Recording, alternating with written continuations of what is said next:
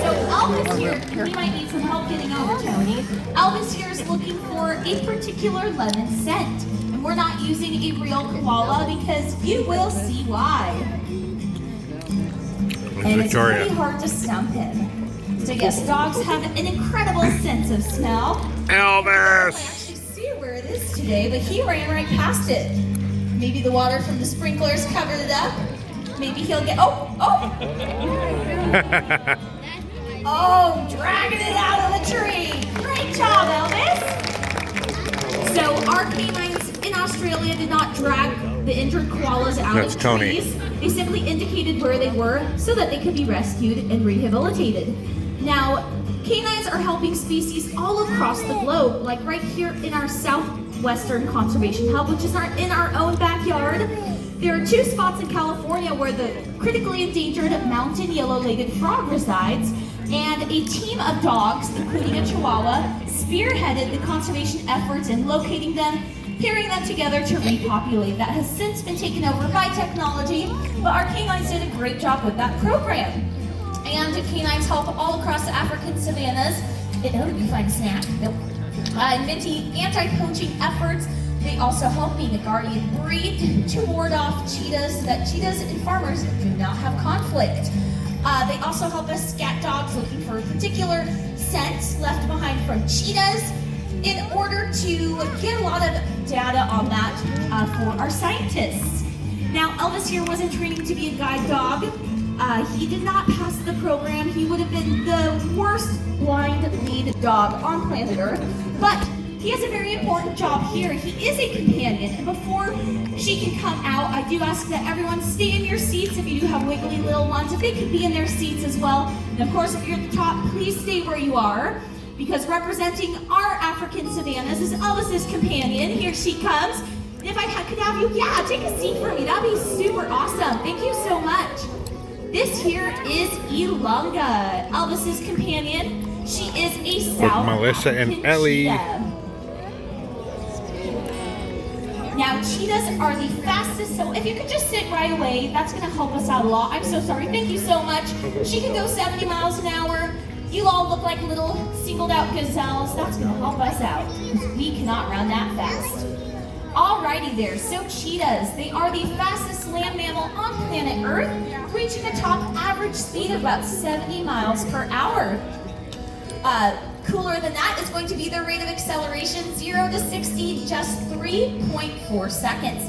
So that is much quicker than most of the vehicles out on the road today. And that is all cheetah power.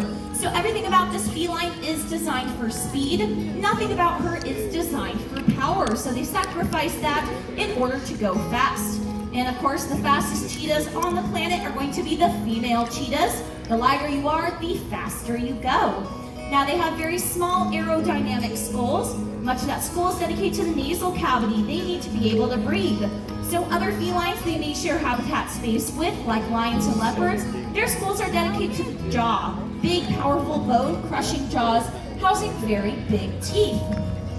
And of course, on that face as well are going to be the malar stripes. They're going to give them great daytime vision. Oftentimes, they don't want to be hunting while other predators or groups of meat eaters are out and active, because they do all the hard work catching their prey and then someone else steals it from them. So oftentimes they will take the day shift when it comes to hunting. Very long, streamlined body, giving them such a spring that in a single stride running top speed, they can go about 20 to about 22 feet in length per stride, which is absolutely remarkable. Now those nails are probably my favorite, semi-non-retractable. You can probably see her nails actually from where you are. They get dulled down, they're out exposed, unlike all the other cat species. But the semi-non-retractable is going to be great. It gives her traction. Everything about her is to go fast. So they're not the best climbers. Yes, they can climb, but they're not like leopards who are going to drag their prey up into trees, right? They're not strong enough to do that. Now, unfortunately, cheetah populations are not doing well. There's thought to be maybe 7,000 in their native ranges, where they range either from extinct to vulnerable. So some things are being done right here at San Diego Zoo Wildlife Alliance. we are strengthening certain genetic lines that need representation, because when there's so few of a species, representing the genetic lines that aren't strong is going to be one of our parts. Ilunga was our 159th cheetah born, so we're very proud of that. And of course, education, it's the most powerful tool in conservation. Of course, there's many other organizations across Africa doing a great job. They've relocated cheetahs back into a protected preserve in India where they were previously extinct by Ilunga. And of course, using guardian breed dogs to protect livestock, so there's no conflict between cheetahs and farmers, and cheetahs can live another day. All right, with that, there goes our dynamic duo. That was Elvis and Ilunga. And thank you, please filter on in right now. Okay, coming up next, I'm gonna have things taken over by my friend Shauna. Shauna. Thank you, Vic. Give it up for Vic one more time. And Elvis and Ilunga. It's kind of hard to top those two, but we're gonna try. Are you having a great time so far? Yeah. You guys are so lively. I love it. Okay, so we are gonna move on to our Amazonia Conservation Hub, where San Diego Zoo Wildlife Alliance is dedicated to protecting wildlife like the Andean bear, New World monkey, orchids, and of course the habitat that they all share. Now, almost all of the wildlife of the Amazon do rely on those trees for survival, and this next wildlife ambassador definitely fits that bill.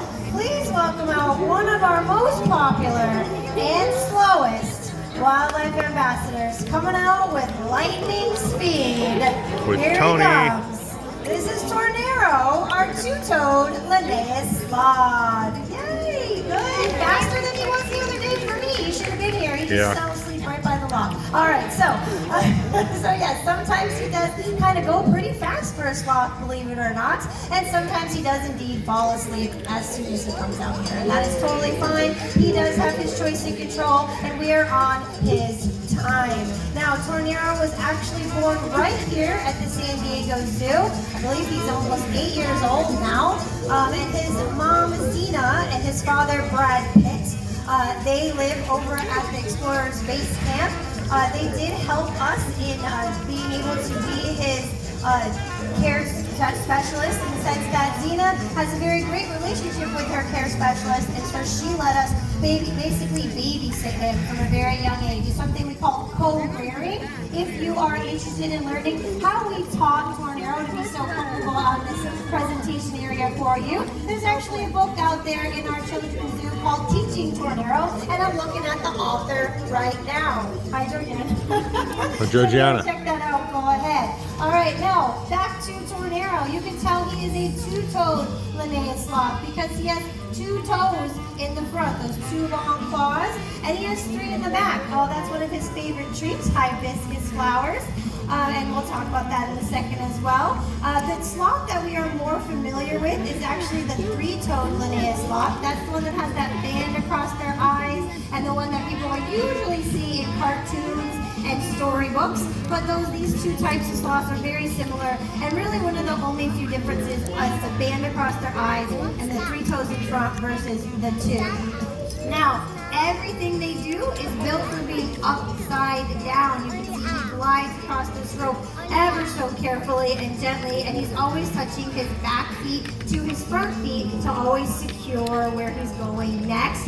Everything is easy for them. They sleep upside down, they eat upside down. They even have found some sloths that have passed away that have been petrified upside down. So it is just comfortable for them to be that way. Their organs are anchored in their body differently than our organs are anchored. And so again, even internally, it is more comfortable for them to be upside down. Now, earlier you saw Tony give him the hibiscus flower, and I said that was one of his favorite treats. It definitely is. He likes that and these little star flower things that we get, like Bruya, that's what it's called.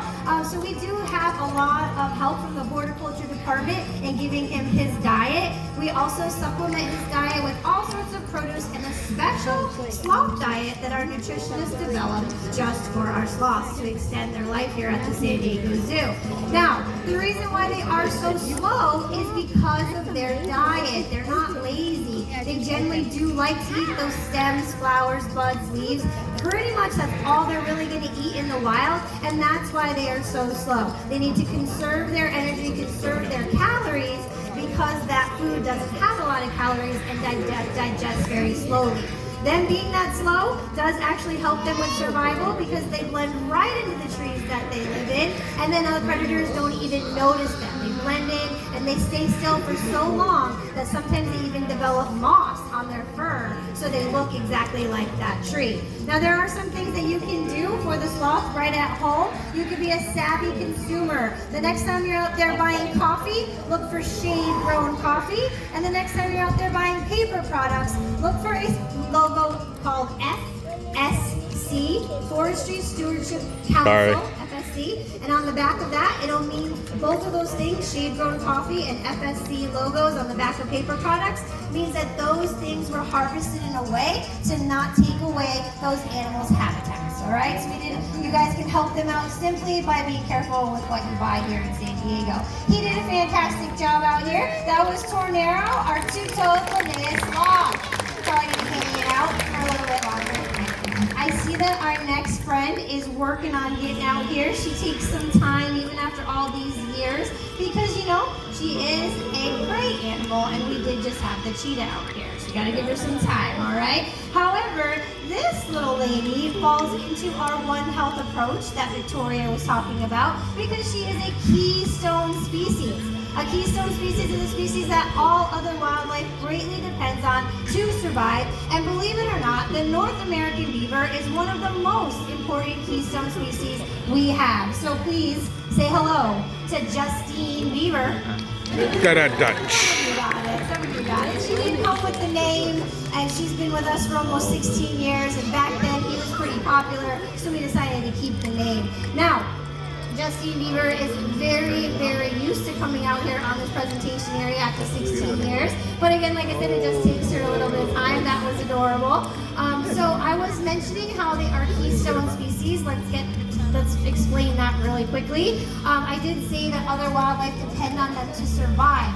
They basically shape their habitat that they live in. We all know that beavers cut down trees and eat the bark and make their dams. But when they do that, they actually change the path of the waterways and create tiny little habitats by doing that all over the area that they live in. So when you remove a beaver from an ecosystem, you are in essence removing the habitats for dozens of other wildlife that live in that area. So if you happen to be visiting from another state that maybe thinks beavers are a nuisance, maybe just, look it up, check it out, learn about them, because they actually are really, really important, and we love having them. Now, she is probably swimming around somewhere. Hopefully you can see her and how she is built for life in the water. Beavers can close up the openings in their nostrils. They can actually close the openings in their ear canals.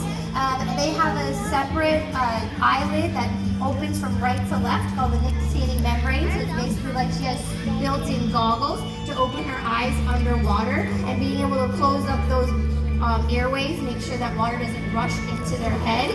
You'll see that when she was walking around, she had used all 4 of her feet, but those back feet, when she's swimming, are the only ones she needs to use. She's gonna hold her front feet kind of like this, just gliding along. They use those more to grab their food or to grab the branches, and then they use those back feet basically like flippers. If you get a good look at them, they look like duck feet, so they're webbed, and she's just gonna use them to glide around in the water.